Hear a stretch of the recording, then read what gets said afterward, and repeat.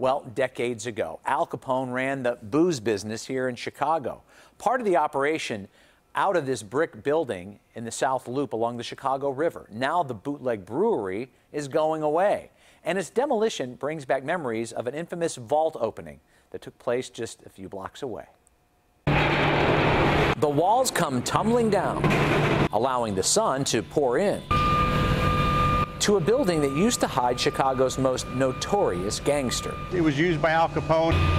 Elliot Ness raided the place, confiscated 140 barrels of whiskey and beer. Today, the only liquid flowing inside is water to keep the dust down. The tanks outside hold powder used by Ozinga to make concrete.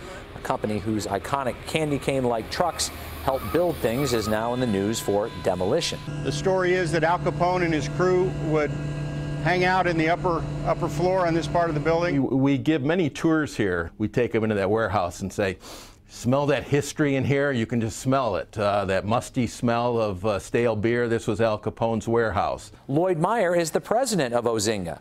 The Department of Justice seals in his office hint at his previous career. Ironic that as a former federal prosecutor now I'm helping tear down an Al Capone warehouse. And the location brings back memories of a nearby Capone Chicago landmark. The mystery of Al Capone's vault is being solved one way or the other. Remember when Geraldo Rivera opened a Capone vault in 1986 on live TV and found it to be empty?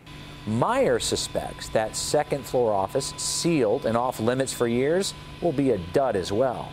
I actually thought about that, but I'm sure it would have the same result as the first vault. Nothing, exactly.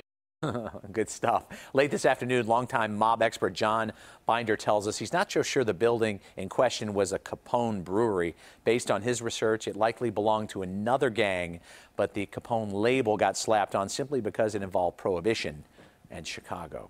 As for the building, it's coming down in the name of progress. Ozinga needs the space for its trucks to better get around.